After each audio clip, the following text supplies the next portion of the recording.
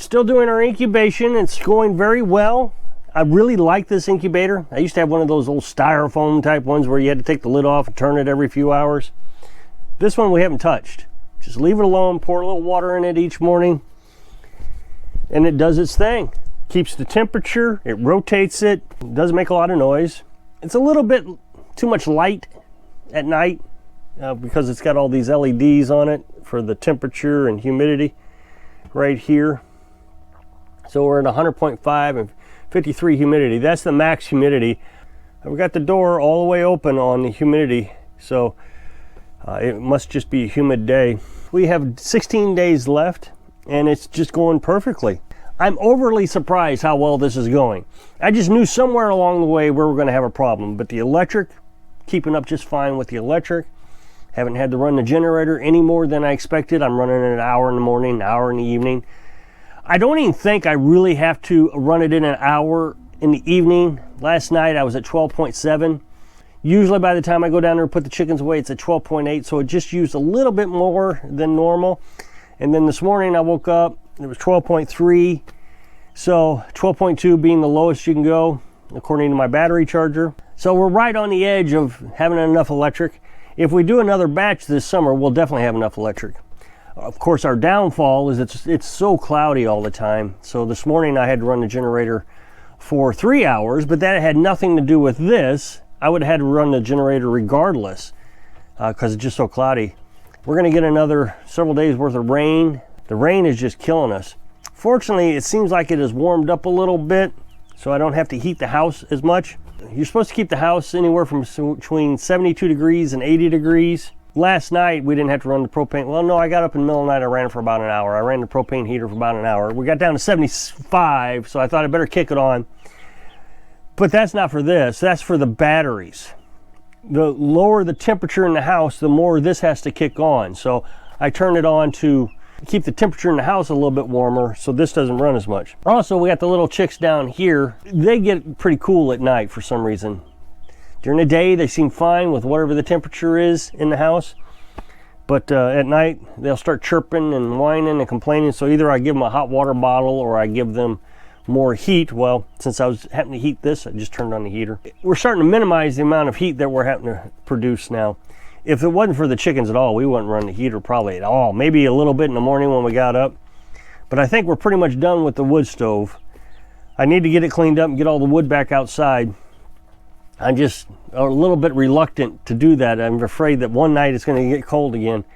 It got down to 39 degrees just the other days. I did run the propane heater all night that night. Now, the reason I'm running the propane heater, I should have ran the wood stove regularly. I would have ran the wood stove, but I don't want to get the house too hot for this. If it gets too hot, then we'll cook the eggs. Now, I've suggested to everybody that they should try this. Find some fertilized eggs somewhere. I mean, if you came to my house, for example, somebody asked me how much you want for fertilized eggs, I'd say $6 for 22 of them. I'd sell you fertilized eggs whether you were going to eat them or incubate them. It really doesn't matter to me. I have 2 roosters, so all my eggs are fertilized. If you can find fertilized eggs, I would really highly recommend that you get yourself an incubator like this. You can get this off Amazon. I don't know the name of it, and I'm not going to put a link to it because I don't sell things on my YouTube channel. I got in trouble a long time ago on YouTube. Long story, not going to get into it, but it just seems like every time I do anything, YouTube punishes me. So I don't sell anything on YouTube. But if you wanted to get one of these, this is on Amazon. It was about $159, and I figure if we raise 3 batches of eggs, it'd pay for itself because that's what it would cost to raise Cornish cross. I think it was $70, around $70 for 25 of them. So you do 3 and it's paid for itself. Well, maybe even 2.5. Now, this morning, one of the channels I recommended in the past, 2 Rebels Off Grid. I've recommended them in the past. They got a good little channel. They do a video once every week or 2.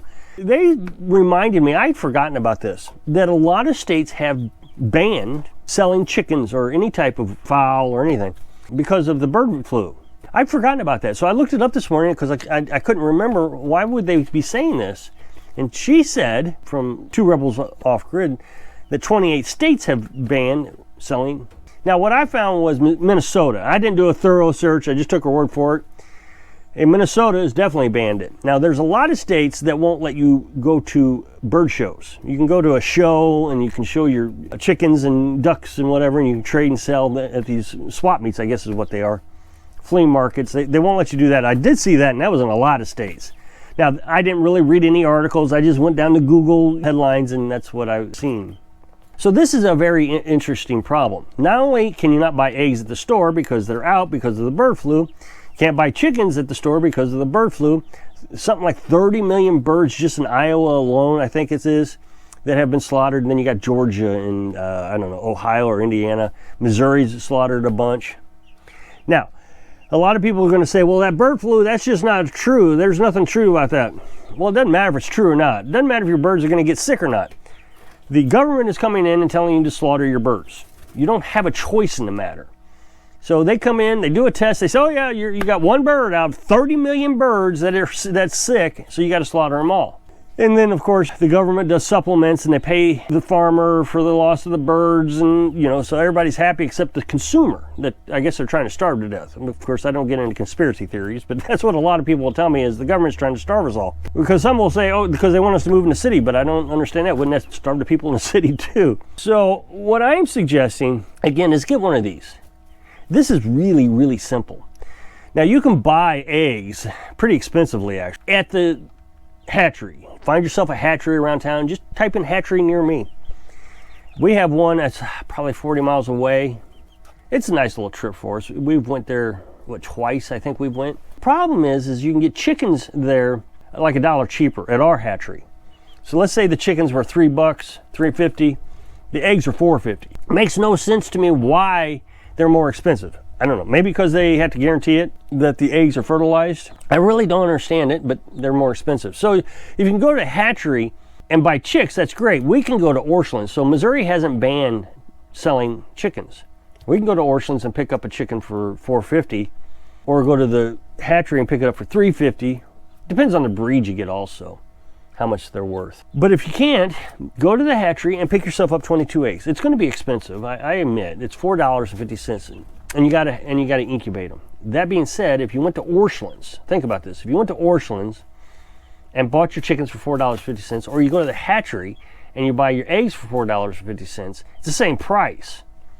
The difference is you got to incubate them. But if you can't buy them in your area, this is the way to go. Go buy the eggs. It's more expensive. I get it. You're not going to get a cheap deal.